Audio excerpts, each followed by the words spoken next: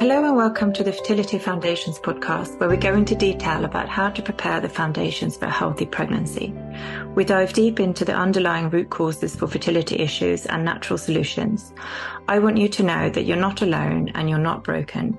I hope that by sharing these episodes that will help you move from feeling overwhelmed and lost to feeling hopeful and empowered to take charge of your own path to parenthood. I'm Sandra Greenbank, nutritional therapist, functional medicine practitioner, coach and educator, specialising in fertility, pregnancy and postpartum health. I'm also the founder of the Fertility Nutrition Centre, where you can find fully trained experts in nutrition, lifestyle and functional approaches to healthy fertility and pregnancy. You can find more information about us over at www.fertilitynutritioncentre.org and also book a free strategy call with one of our experts. Today, I'm speaking to Jen Walpole about how to prepare for IVF in order to get the most out of the treatment and maximise your chances of success. Jen Walpole is a registered nutritional therapist specialising in PCOS, fertility and IVF nutrition. It was Jen's own health struggles that led her to nutritional therapy, having suffered with hormonal imbalances throughout her 20s, which resulted in a confusing PCOS diagnosis. What began as a passion for healthy eating and living led Jen to study for a 3-year naturopathic nutrition diploma at the prestigious College of Naturopathic Medicine. Having started her own family with the help of IVF, Jen is extremely knowledgeable and passionate about supporting others through the process, ensuring they get the best possible results, leading to a positive pregnancy outcome and healthy baby. Before we get into the interview, I wanted to talk a little bit about our podcast sponsors, Neovos. Neovos are a UK lab that provide at-home health tests and cutting-edge analysis.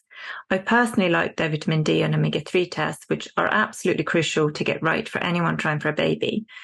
Knowledge is power, and in my opinion, you need to always check, not guess, your levels of omega-3 and vitamin D so that you can supplement correctly if you need it. I found the Neovos test really easy to use and affordable too. The Neovos team have kindly offered our listeners a 10% discount on their website using the code FERTILITY at the checkout.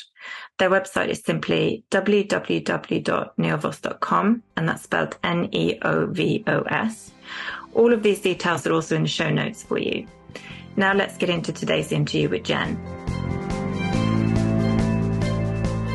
Hi Jen, thanks so much for joining me on the podcast today. Thanks for having me. We are going to chat a bit about IVF preparation today, but I wanted to know how you got into nutrition in the first instance.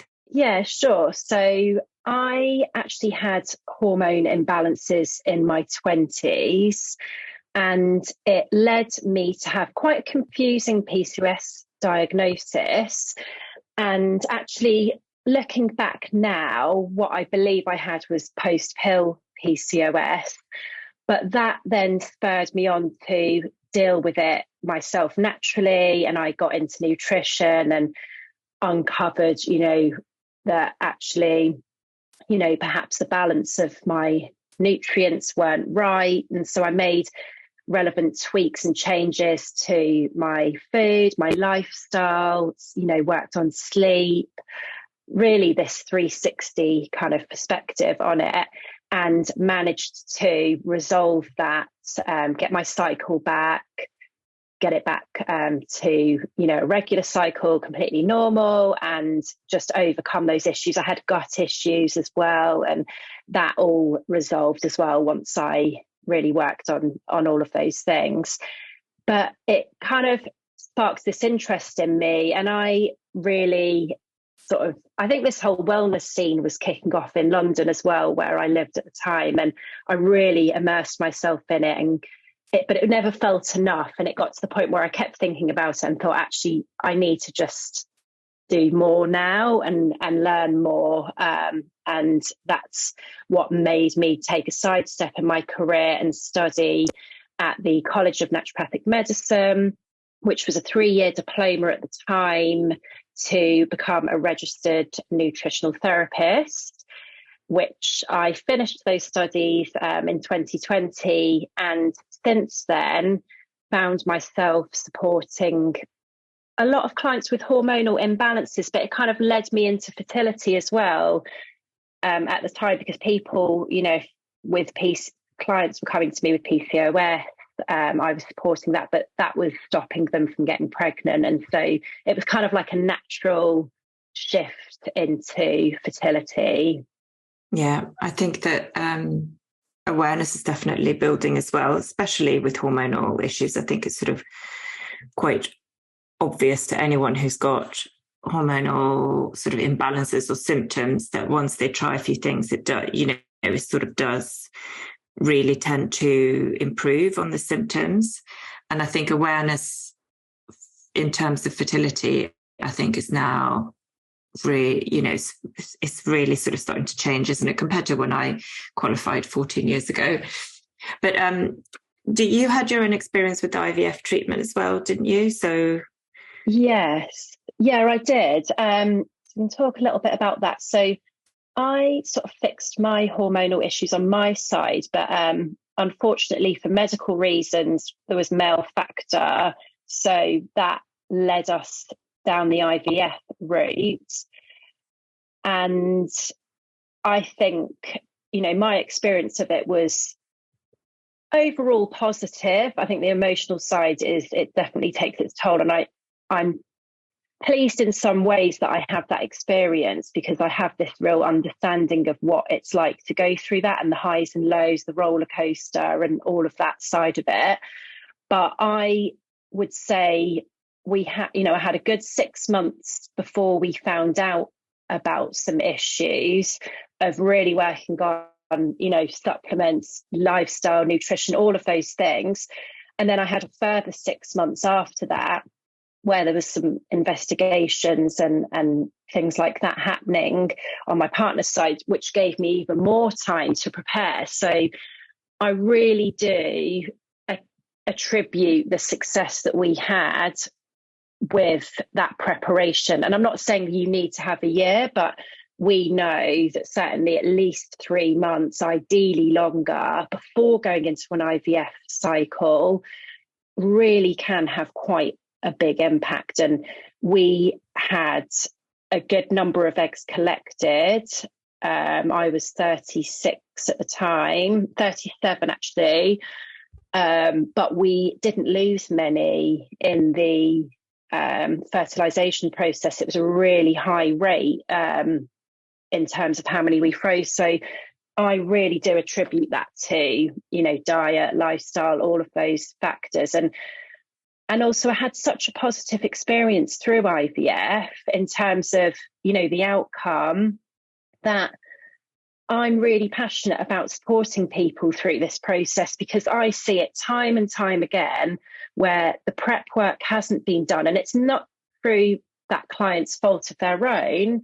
Often it's a lack of testing and investigation ahead of IVF that then leads them to rounds that fail. And I'm really passionate about making sure the root cause, we try, we can't always, but we try to get to the root cause to understand what's going on, and we leave no stone unturned in that preparatory work, because my experience of it was good. And I think it's really, really key in this process. Yeah, I agree. And I think a lot of the times, if you ask your clinic if you should take vitamins or change anything, then they will more often than not say no.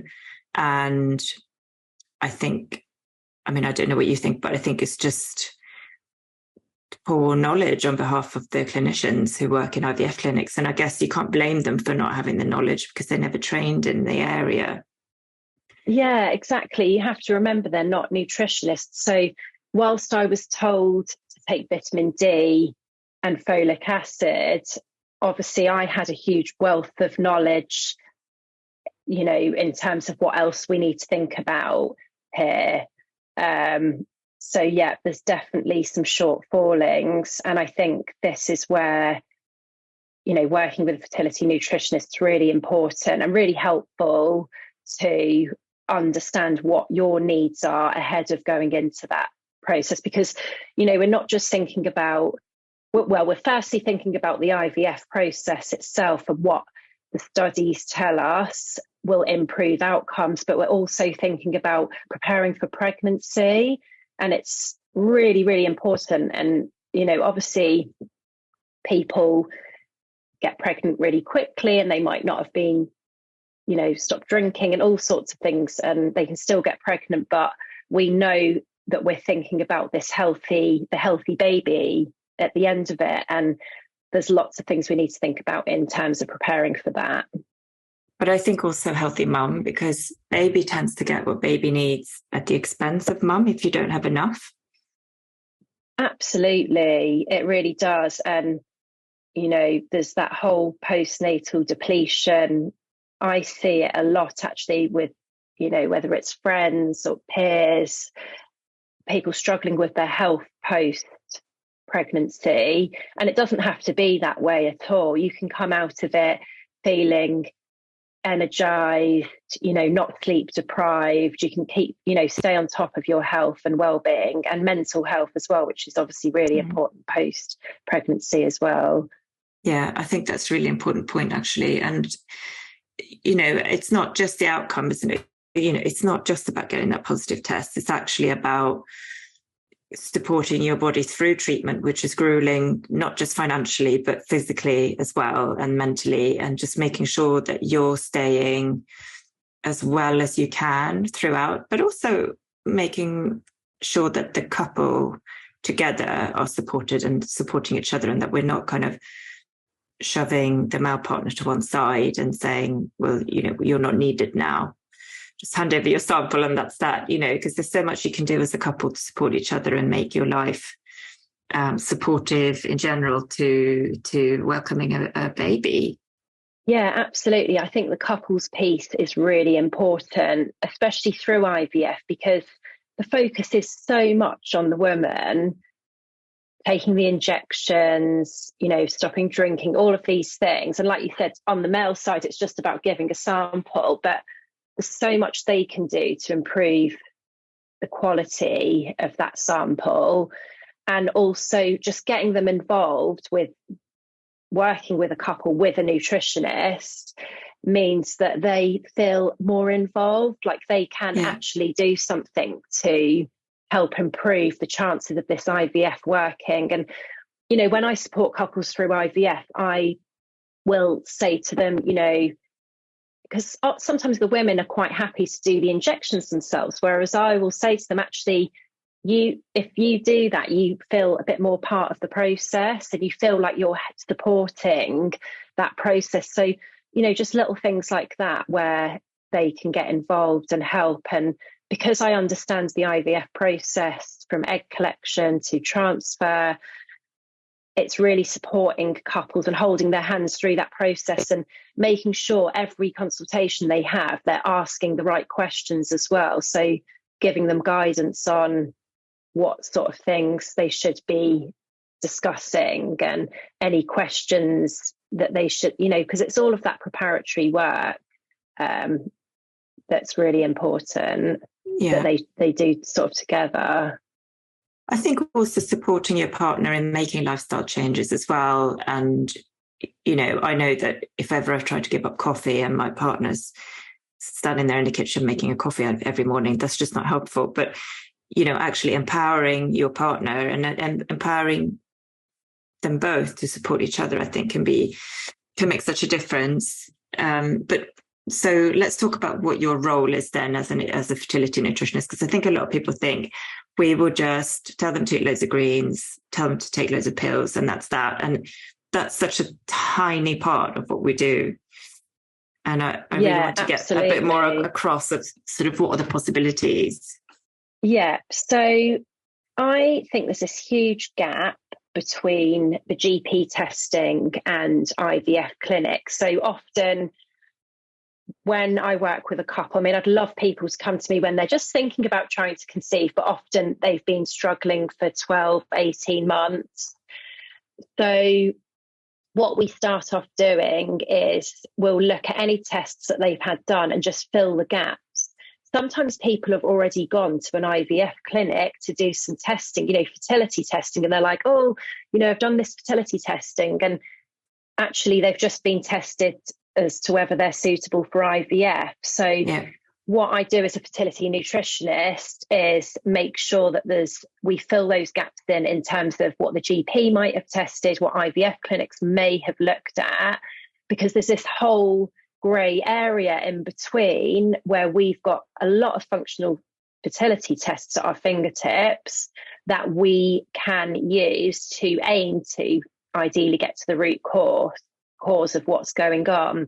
So, things that we obviously use at the Fertility Nutrition Centre that we often talk about is the vaginal microbiome testing, because we know that an imbalance of the microbiome and dysbiosis can lead to negative pregnancy outcomes, complications. It can impact male fertility, cause DNA fragmentation in the semen, and so on. So it's a really non-invasive, simple, quite affordable test to run at home, where we get the results in 3 weeks' time, and then we can support. Sometimes it's a referral for antibiotics, sometimes it's antimicrobials, depending on what's coming up for them, and also probiotics, because we know that good commensal community of lactobacillus in the vaginal microbiome is really important to support fertility as well. So that's just one example of the test. There's other functional tests. So if a couple come to me and she has PCOS, we might do some hormone testing, some comprehensive hormone testing, because bloods really only just give us a snapshot in time of what's going on. So we use a dried urine test over the course of a cycle to see exactly what's going on and pinpoint the hormones throughout that monthly cycle. And that, for example, can give us loads of information, whether progesterone's an issue, if a luteal phase is too short, because sometimes IVF might not be needed. So it's just trying to get to kind of grips with what's going on for that individual, so that we can then support that specifically and hopefully not have to go down the IVF route. So yeah, this testing is a huge part of what we do, and really the starting point. I often work with people for about a month before we go in with testing, because sometimes we see quite big improvements in the first month. So, and that just gives us time to work out what the best course of action is, because we don't want to over test as well. But the vaginal microbiome is something that I just do as standard with all my clients now, straight from the get-go. Yeah, I agree. And I think the thyroid panel should, you just can't get a decent thyroid panel, can you, through the NHS? You have to get this privately. It's not expensive. It's so important to check all the thyroid markers. And I think that what you said is so true, is if you go to an IVF clinic for testing, the answer is always going to be, you need IVF. And it's just then what avenue you go down in terms of what treatment you need. There's so many options, isn't there? Whereas we're looking at, are your nutrient levels, are you deficient in any nutrients that are really significant? Are you exposed to toxins or molds that's actually hampering your ability to conceive? Are you, do you have hormonal imbalances that have been undiscovered or undiagnosed? Do you have infections, gut infections, vaginal infections, seminal infections? Gosh, I mean, the list goes on, doesn't it? But none of this is really, or it's just ignored, isn't it? Because it's just, we'll just kind of slap a plaster on it and we'll force your body into, whatever with medication. But if you have an underlying subclinical health problem, that isn't going to improve your health in the long term. So actually infertility can be kind of a symptom of something else grumbling, that if you address it, you're just going to feel so much better in the longer term, as well as through pregnancy, and obviously save yourself potentially the bother and the expense of IVF. The clinics don't like to hear this. Yeah, absolutely. So But as you didn't have a choice. You found, a reason was found, you needed the treatment. IVF is incredible when it's needed. It's obviously life-changing, but it's just not the case that everyone who has IVF has to have it. No, and I see this a lot in my clinic. I've worked with a lot of couples who have been through rounds and rounds of IVF, spent an absolute fortune, and it hasn't got them anywhere because they've never got to that underlying root cause. So then they knock on my door and we uncover what's going on, and then we can support that. And then they go away and try naturally, for an amount of time, depending on age. But yeah, there's been so many clients, there's so many cases where they have then just got pregnant naturally. So it's amazing the power of nutrition, lifestyle, and obviously getting to the root cause of what's going on.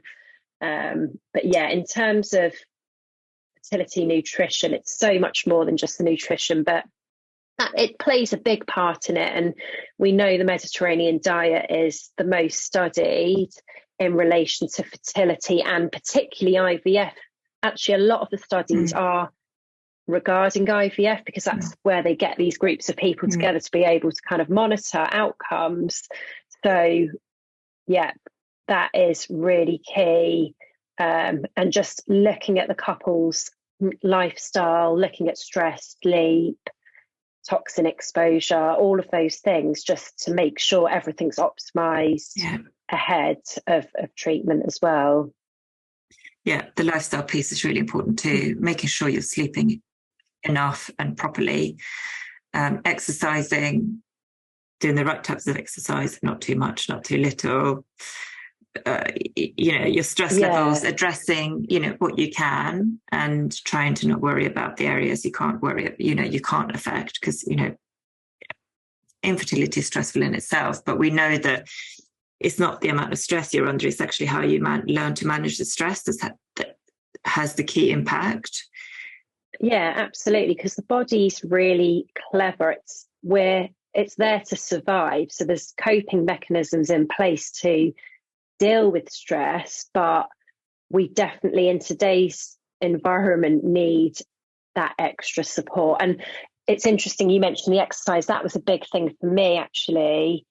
I was into a lot of running and more sort of high intensity exercise, and that all had to change. And I really did tweak that quite a lot and moved more to yoga, Pilates, just things that were a bit more nourishing for like the mental headspace as well. So yeah, that is really important in relation to fertility. I think the breathing part of that is really useful in terms of because we're always trying to re-educate the brain, right? So, if you're over-exercising, that's sending signals to the brain to say we're running away from something. This is not a good time to have a baby. If you're, in a stressful situation, a lot of the time, the brain kind of is always listening and in a sort of feedback loop type of way. So if it's sensing that your stress levels are high, your breathing is short, you're kind of, you might be starving yourself because you've got, say, PCOS, you've been told that you need to lose weight. The brain is kind of quite clever and it does what it's supposed to be doing in that given situation, which is to downregulate fertility. And what you can actually do quite strategically is to re-educate the brain with using your breath, using the right types of exercise, like you said, not starving yourself, but actually just being very, very specific and targeted with all of those things. Yeah, absolutely. Yeah, so, I do see that quite a lot, actually. Stress is such a big picture for a lot of clients now. Yeah, who's not stressed in this day and age? We're all stressed at some level, but, and everyone's affected differently as well. So, there's nothing to say that, your stress is lesser than somebody else's, or, it's about your experience of what's happening to you that's going to be the most impactful, I suppose, and actually then changing your mindset or getting support, and it could be just making sure that you get a really good counsellor who you can talk through these things with, or, you know, whatever it might be that's going to be appropriate for you. And, you know, we have a network of lots of different types of people that we would refer to. And it's all about the personalized recommendations, isn't it? It could be counseling, it could be acupuncture, reflexology, yoga, breathing. Yeah, absolutely. There's such a big, you know, I've got so much time for all of that. And it is really down to personal preference as well. So just working with the couple or the individual to understand what it is that they enjoy doing. How do they enjoy relaxing? You know, what brings them joy, and kind of working with them on that side of things. Yeah, exactly. So you mentioned already that we try to work with people for 3 months, and we try to aim for 3 months, don't we? Even though it can seem like a really, really long time, and you've been told you need IVF and you need it now, and, you know, next time your cycle starts, we're going to start this and that. And actually it takes around 3 months to mature an egg and to mature a batch of sperm from the kind of embryonic stage to when it's ready to ovulate or ready to ejaculate. And, you know, we really do like to do 3 months. If we can get 6 months out of someone, that's incredible, isn't it? But what if someone's kind of on that pathway already? Is it too late? What should they do? Yeah, so, you know, if someone's already going through the IVF process, sometimes there can be an opportunity to do some testing. So it just depends where they are with it all. If we can squeeze something in like DNA fragmentation, then that would be great. But if not, obviously what we're looking to do is just to support the environment ready for pregnancy, you know, optimizing diet, looking at things like iron, folate, vitamin D, B vitamins. Also, like you mentioned, the thyroid's really important. So that's a quick test to run just to check that that's all okay. And really working on getting them in a good headspace as well, because, you know, perhaps they're ploughing forward because they've had quite a long journey in terms of their fertility. So just really supporting good mental health through that, the rest of that IVF process, and hopefully through pregnancy as well. And I have had clients before that have come to me imminently starting IVF, but then we've sort of turned that into a pregnancy package and supported them through that journey as well. Yeah, I actually think it's almost more important to work with somebody if you've not prepped. So at the start of pregnancy or during pregnancy, because if you've not adjusted kind of any nutrient deficiencies and, you know, what have you, infections, then, you know, we are limited in terms of what we can do if an infection is found. But there's definitely merit in kind of then optimizing your intake of all of the nutrients that's really important for the baby's brain health, the neurological development. We know that epigenetically, you know, there's loads we can do pre and during pregnancy to really optimize the baby's genetic expression in the future life. And also preventing, like we said before, preventing any kind of decline in mum's health, you know, making sure that they're not zinc deficient or omega-3 deficient, for example, to sort of really support the brain. And, you know, again, you can still bring your partner into that, and even the rest of the family. You know, it's nice to send them off with a little sort of care package of recipes and things that they can hand to family members to say, fill my freezer with this. This is what my nutritionist said to me. You know, we prep for birth, we prep for, you know, hopefully successful breastfeeding. There's so many things that we can do during and just after delivery. You probably are not going to have a session with your nutritional therapist. So we sort of try to squeeze this into the sort of last trimester, really, to really set you up for success. Yeah, absolutely. And I think, like you said, it's never too late to start working on these things. And also, you know, so many people come to me that have, you know, they're eating separately to their partners and they're getting a lot of takeaways, or just, you know, the food quality is not great. And you wonder sort of when they do get pregnant and the baby's here, how's that going to translate? So doing this work through pregnancy gets you ready for what's to come in the future, because it's important to understand how to balance a plate, thinking about the baby weaning and, child nutrition. You'll learn and take away so much that then will support your family's health and hopefully future generations. So it's never too late to get started. There's so much that you'll take away from it. Absolutely. This is actually one of the reasons why I really felt so passionate about getting into fertility nutrition at the start, because I qualified, and like everyone else, I thought it was going to change the world. I was going to go and tell everyone about this incredible discovery that I had made. And of course, no one listened. But I was like, where am I going to make the most impact? Like, genuinely, where is it going to make the most impact? And actually, pre-pregnancy and during pregnancy, if you can teach a family to optimize their health through their diet and lifestyle, they will go on to teach their children.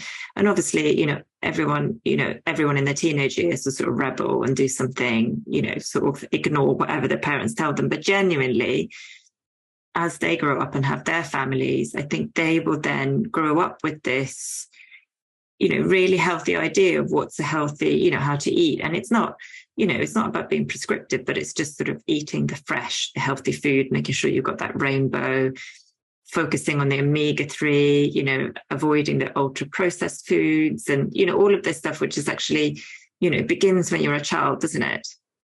Yeah. And it's that enjoyment in cooking as well, because supporting clients and couples with lots of recipes and inspiration gets them excited about cooking, and it shouldn't feel like a chore. I'm, really passionate about making it work for the couple, making it work for the family, and it being an enjoyment and really, enjoying their food and enjoying the whole process of it as well.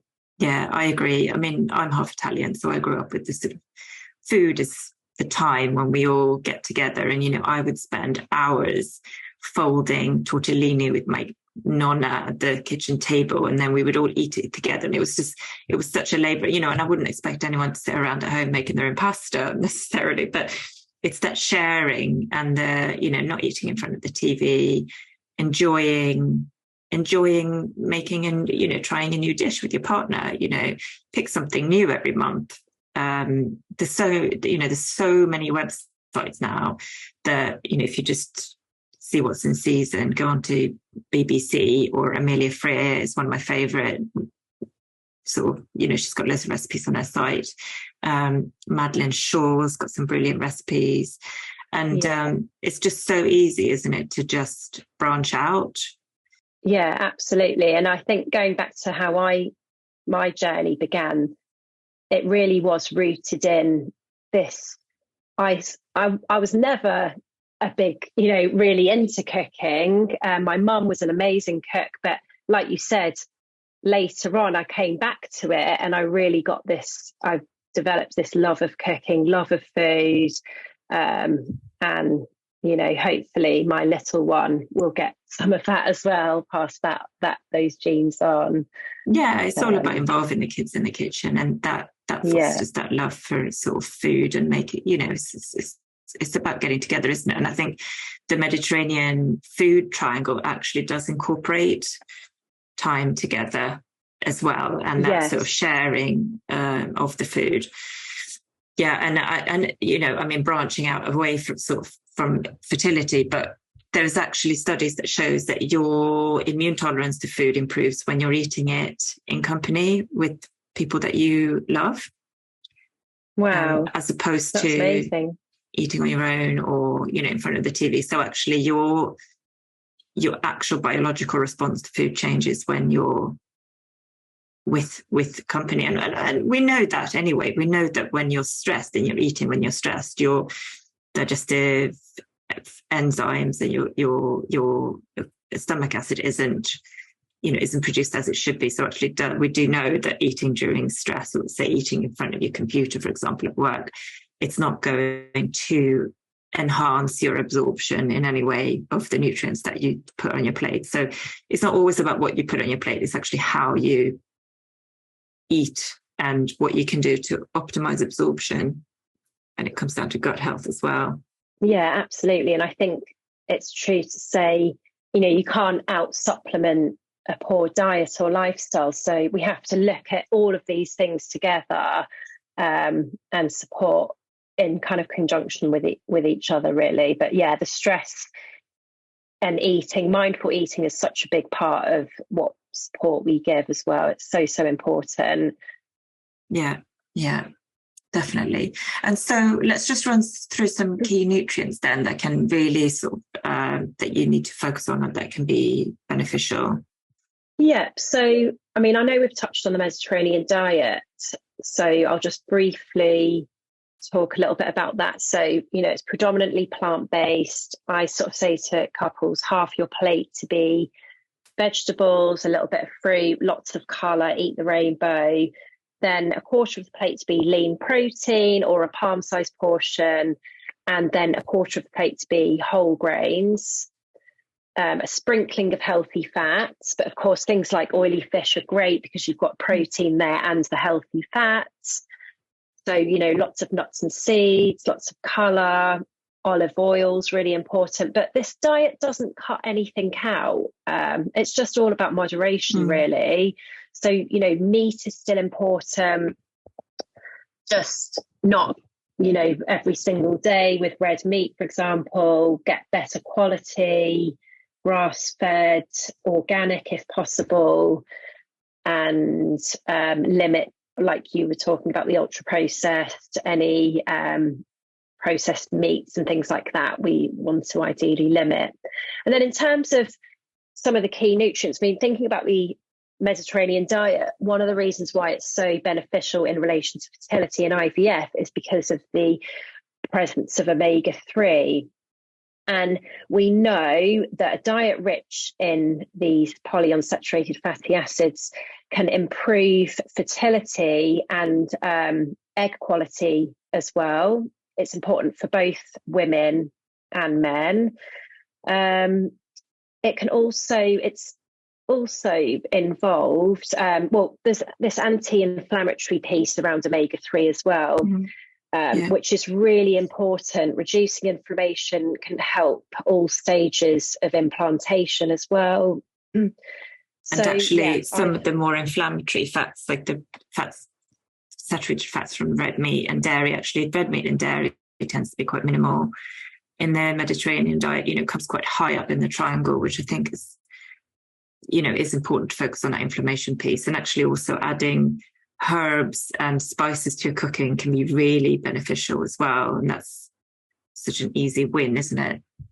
Yeah, absolutely. In relation to inflammation. And so it's this balance of omega-3 and 6 that's really important. And, that typical Western diet, we have too much omega-6 and not enough omega-3. So avoiding things like the rapeseed oils, the sunflower oils, and, getting a little bit militant in some respects in relation to reading the ingredients on things, because anything that's been through a processing in a factory, so even hummus, for example, unfortunately, they all have sunflower oil, rapeseed oil. Not all, obviously check the ingredients, but making your own is so easy as well.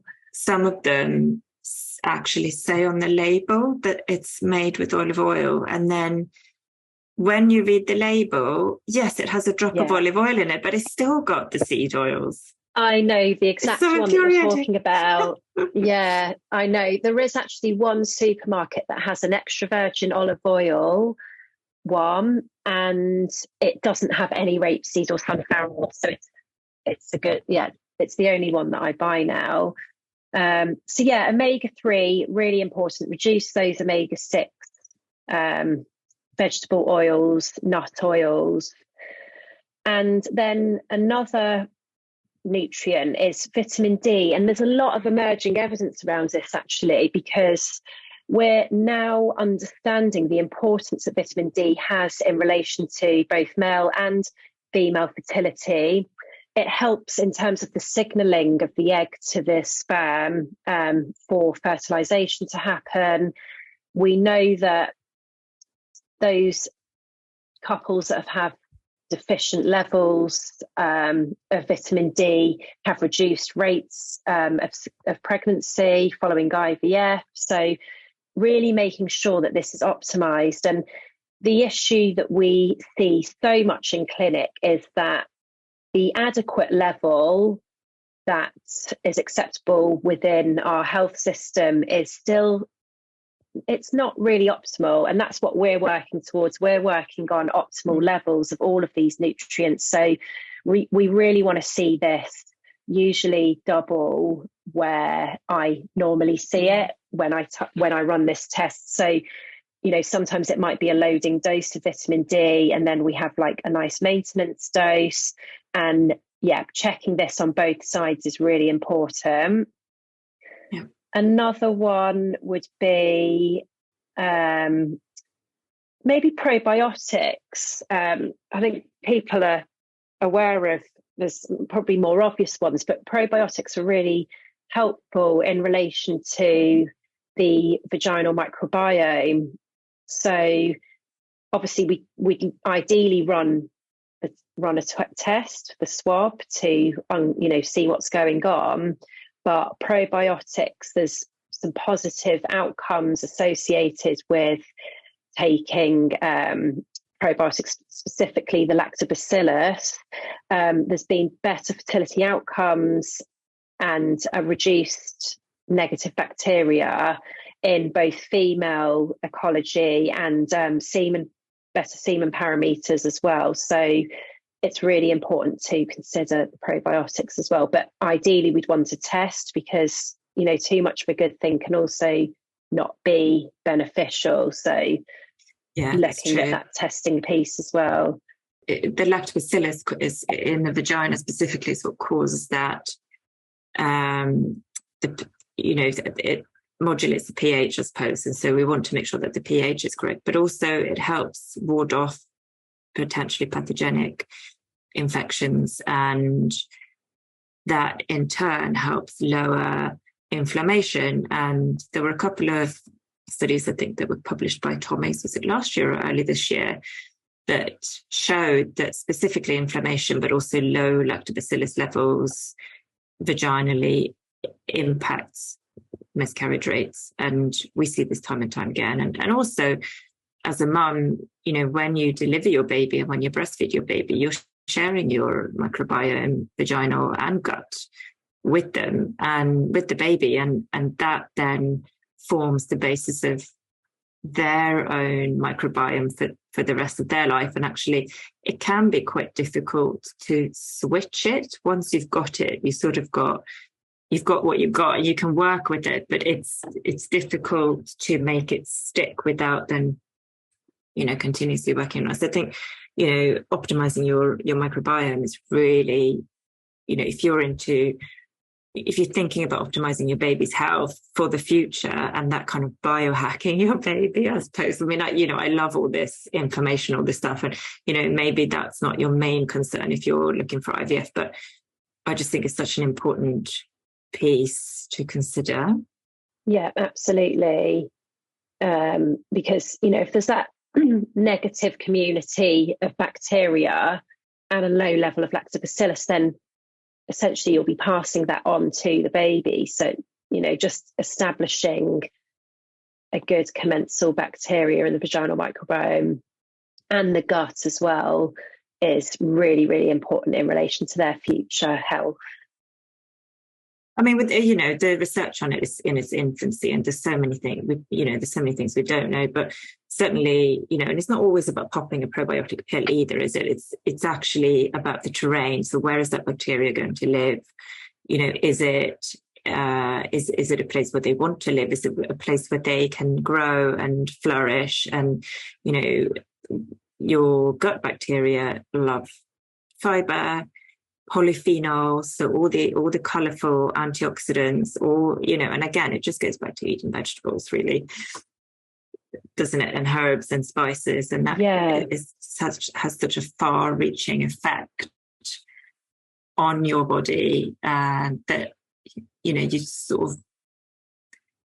can't ignore it really. No, and I think, you know, we're creatures of habit. Sometimes we sort of eat the same thing for breakfast, same sort of thing for lunch and dinners. And so really working on just getting that diversity in, because we can change the terrain in our gut microbiome by eating a diverse range of different vegetables, different fruits, different, you know, nuts and seeds. So it's really important to get that variety in. And I know you touched on seasonal eating before, and that's quite a nice way of doing it as well, because if you're eating seasonally, the nutrients will be better, the quality generally tends to be better because it hasn't been flown in like thousands of miles or shipped in. So, and also doing the seasonal piece means that you're changing what you're eating, you know, season to season, and you're trying new things. You know, what's available right now, what's in season. I haven't tried that vegetable before. How am I going to prepare it? And again, another website that's really good is Riverford. I get there and encourage my clients to get an organic veg box. And actually, I had carrots in it last week, and it was amazing. The difference in taste was incredible. So yeah, just doing something like that. And their website's fantastic, because if you get an unusual vegetable, then you know there's lots of recipes to support using those as well. So yeah, lots of diversity, lots of colour, and herbs, spices, all of these have fresh as well as dried, have lots of, you know, myriad of benefits also in terms of the microbiome.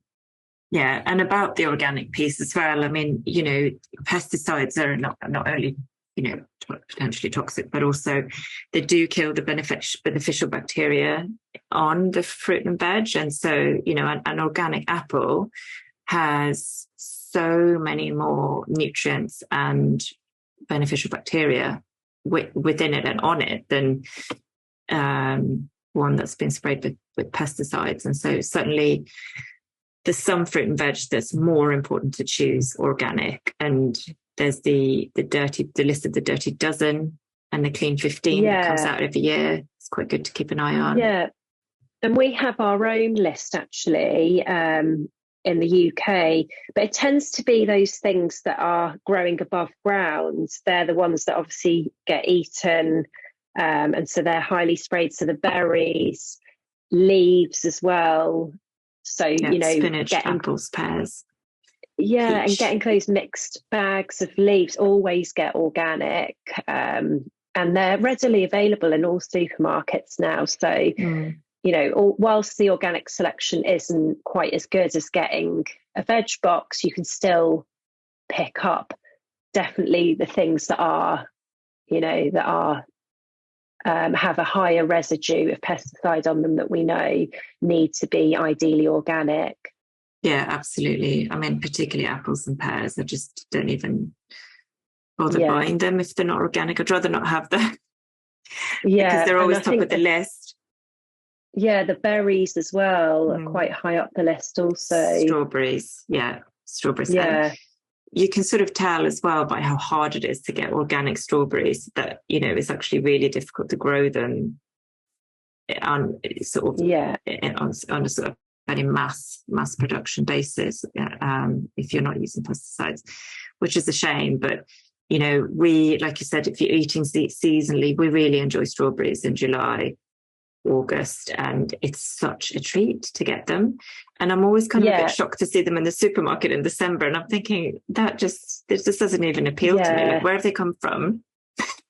I know, but I think this is where looking at the freezer aisle can be really good actually in winter. And you can buy organic mixed bags of berries in the freezer aisle. So then, you know, because berries are fantastic for fertility, lots of antioxidants, vitamin C, really good for hormone balancing. So yeah, just hit those freezer aisles as well. Yeah, I do get the organic berries actually, and unfortunately I think the price has gone up recently, and I don't know why, but they are so prohibitively expensive now. But you can get powders, can't you? These freeze-dried powders, which again is, if you really can't get fresh, it can be something that's quite nice to add to porridge or to smoothies. Yeah, I'm a big fan of that, actually. There's a really nice berry powder, which is organic also, and has like 4 times the vitamin C that blueberries have. So it's like the Haskappa berry powder.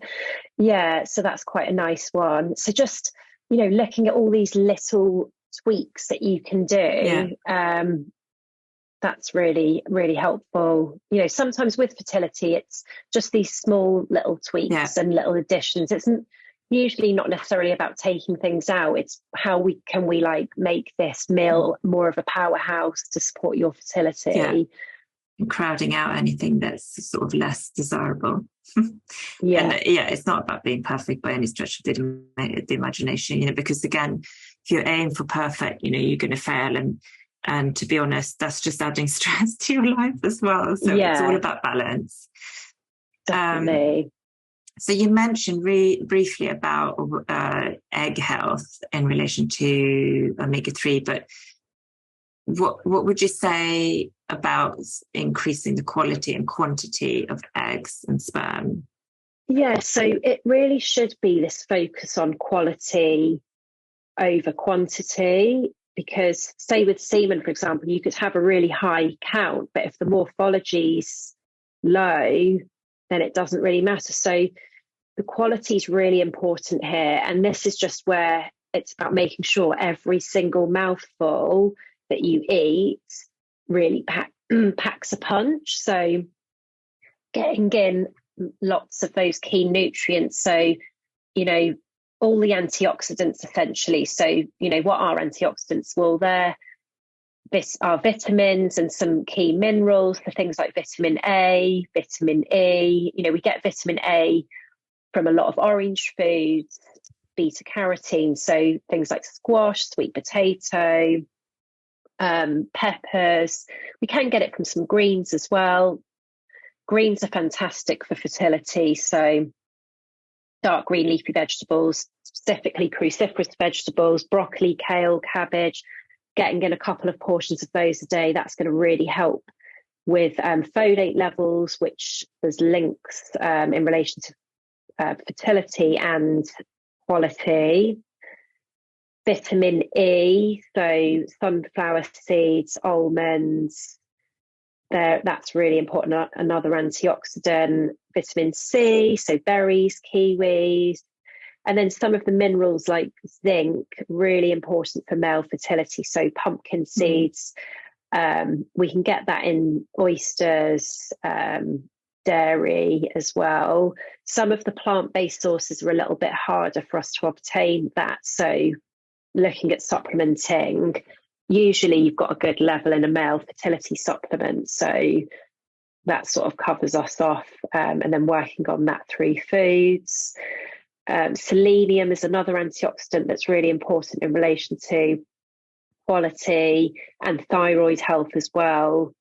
And, these antioxidants, they're really important because when it comes to quality, we're looking to reduce any DNA fragmentation. Obviously, with DNA fragmentation, it's always happening.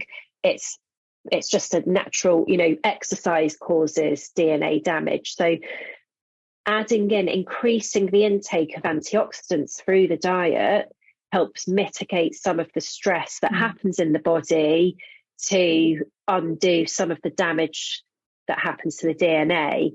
So we're really thinking about getting in lots of antioxidants, those key nutrients to support the quality. And then aside from diet, we're also thinking about lifestyle. So we really need to make sure we're getting blood flow, because you might be having this amazing diet, but you're just sat at your desk all day, as we all do, not moving much.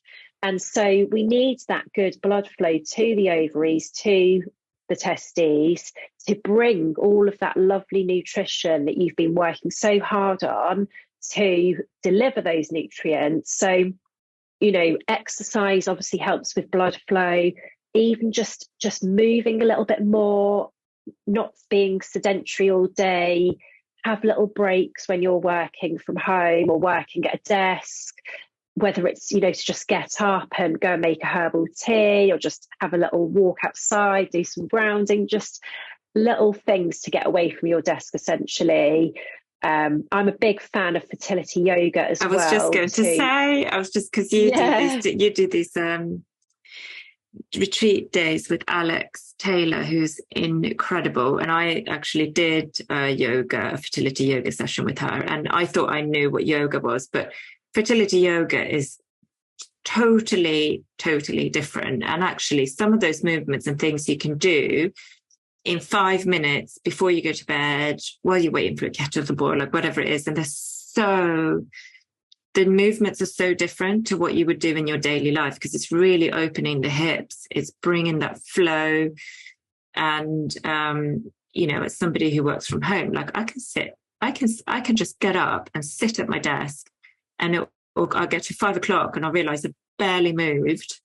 And it's just and also the other piece of it is sleep, isn't it? And when we sleep, we produce melatonin, which is a really strong antioxidant, which your ovaries love melatonin. So if you can really focus on increasing your melatonin levels naturally, that's going to be helpful for your egg health. Absolutely. Yeah, absolutely. And with melatonin, you can have things like tart cherries. You can buy a juice, actually, and little sachets, which you can just add into a smoothie. There's also just supporting our other neurotransmitters, like serotonin helps in terms of the production of melatonin also. So good quality protein is really important. Going back to fertility yoga, I did actually work with Alex through my IVF journey. That's how that's how I then moved into, we've done a fertility yoga retreat. We're actually planning one that's going to be a little bit more IVF focused in the autumn. And it's so helpful. Like you said, it's about getting that blood flow to nourish the ovaries. And she works with couples as well, which again I think is so important, because there's that whole piece of feeling connected through the journey, and also for your partner to be getting that blood flow as well to deliver those nutrients to the seed, to the testes. So absolutely important. And also there's this whole piece about like connecting to that area, because I think sometimes there's this feeling that it's not working, my fertility's compromised, and that disconnect between the abdomen, the ovaries, that whole region. So just really bringing the focus back into the body and to that area can also be really beneficial, and feeling like you're working with it, not against it. Yeah. No, I think fertility yoga is it's a really nice thing that you can do, and it just doesn't have to be onerous or time consuming or even that expensive. There's videos online, I suppose, but Alex does couples treatment, and I think she works online as well, does she? She does. Yeah. And the other thing that I love about the packages is that it's fertility yoga, but also can support you through the IVF journey as well. Because going back to my exercise, it gets quite confusing what you can do, what poses, and especially when you're going through egg stimulation, you do want to still be doing some movement, but you really want to make sure that it's safe what you're doing. So, even just, there might be like, I share actually that some poses that Alex kindly gave me, which can be done through IVF. So like you said, it can just be some simple poses that you're doing, that you're just feeling like you're helping your body and, through that IVF process as well. And you're doing it safely as well, which is obviously really important here as well. And the 2-week wait, which is always a struggle. Through that.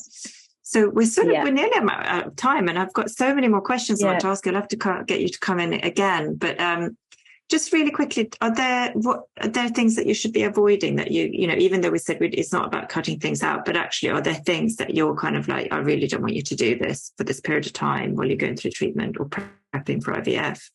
Yeah. So when we're thinking about IVF treatments, we obviously, in terms of like an egg collection, there's a lot of drugs involved. So we're really thinking about the liver here. And anything that the liver has to process will become an issue, because we want it to obviously be focusing on processing those hormones essentially. So really reducing alcohol. And if you're working on supporting your fertility, hopefully you would have done that anyway. Obviously with fertility, you don't necessarily have to cut it out completely, but with IVF, I would recommend that you stop drinking. You ideally avoid caffeine. If you do have some, just really limit it and make sure, when you're having caffeine out and about, there can be like 2 shots or 3 shots. So just being really on top of how much you're having. Obviously, you want to just get any medications that you're on, you need to get them checked for drug interactions. I always check drug nutrient interactions as well, because just making sure, obviously foods are powerful and supplements in their optimal forms are powerful, so just making sure that there's no interactions in relation to what your protocol is. Actually, you need to avoid grapefruit as well, because that can impact the processing of the hormones and kind of help speed up the clearance of them through the liver. So avoiding grapefruit and grapefruit juice. So they're some of the key things. Obviously, then frozen transfer, we really want to be thinking about pregnancy here. So there's obviously a lot more things that you might want to consider avoiding.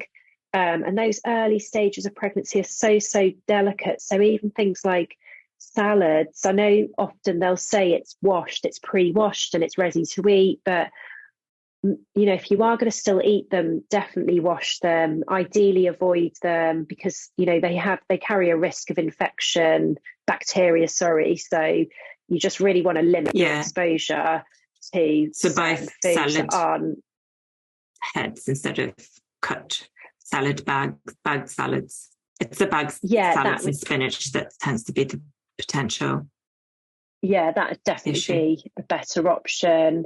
And obviously certain cheeses and meats and things like that. You can get a really good list actually off the NHS website, but there's some of the things, just thinking yourself, thinking that you're in this pregnancy, potential pregnancy period. So you need to kind of switch things up a bit. And I think this is where that support piece is really helpful, because between an egg collection and a frozen or fresh transfer, there's definitely some, tweaks and changes, and also supplements that we need to be thinking about that differ between those stages also. And also making sure that you're not taking any supplements that are potentially contraindicated. There's loads that we would love to use, but we can't if there's any chance of pregnancy at any point. So we do have to be really careful, and that's where I think professional advice comes in. And I think for both partners this is really important. And if you're just thinking, would I have it if I was pregnant, that's kind of like a simple check in with yourself. Would I have this if I was pregnant? If I wouldn't, then maybe I shouldn't. And that goes for both partners, because until the egg and the sperm meet, you're both equally responsible for the health of, your parts of that, of the baby. And so I just think, and actually, this is the one piece that becomes, you're that female partner potentially. If you have a male partner and you're having a baby together, you're kind of going, you shouldn't be having that. You're drinking too much. Take your laptop off your lap. You're sort of whipping their things off them, and it becomes this dynamic that's really harmful and actually very stressful for the partner who's trying to be like the nutrition police the whole time. And your role as a nutritionist then is to sort of just diffuse that and kind of go, can you commit to drinking no more than X or whatever it is, and it just can lower tension in the couple. Do you think? Yeah, absolutely. Absolutely. I mean, there's so much pressure on the relationship as it is in terms of, trying to conceive. It can be grueling, and to keep that spark alive. So having someone there to kind of do that police work, if you like, is really, really helpful. I mean, sometimes I have couples, one of the couples sort of say to me, "Oh, can you have a chat with them about this?" Or but it really helps because it just means it's coming from me and not them. It just takes the pressure off of them and the relationship, and also it might be, oh, they've been thinking about eating this and I really want to encourage it, and then just that little push from me can really help them. Perhaps it's about getting them to eat meat or, increase it a little bit more. And it just, it helps because I can then just give them that little push in the right direction as well, and give them, the studies or, this is the outcome, this is what we're aiming for. So they can see the bigger picture in relation to those changes as well. Thanks so much, Jen. It's been so amazing to talk to you. Obviously, you're part of the Fertility Nutrition Centre core group of practitioners. You can be found on our social media channels and our website directory. But if people want to get in touch with you, what's the best way to get hold of you? So my website is Jen Walpole, which is JenWalpole.com. And they can book in for a free 20-minute chat with me via my website. I'm also on Instagram and my handle's Jen Walpole Nutrition, so you can find me on there. Obviously, if you already follow the FNC, it's really easy to find me through there also. And in terms of working, I work predominantly online, but I'm also based out of a lovely wellness space in Notting Hill called Cloud 12 as well. So I often see clients face to face there as well. Lovely. Great. Thanks so much, Jen. Thanks, Sandra. Thanks for having me. I really enjoyed this chat with Jen, and I hope you enjoyed listening to this episode. Please like, save, share and rate this podcast if you found it useful, as it helps us reach more people. Also, don't forget your 10% discounted test with Novos using the code FERTILITY at the checkout. And if you're looking for a fertility specialist to support you, our practitioners can all be contacted over at www.fertilitynutritioncentre.org, and they all offer a free strategy call to help you decide on your next steps on your journey. Thank you for listening.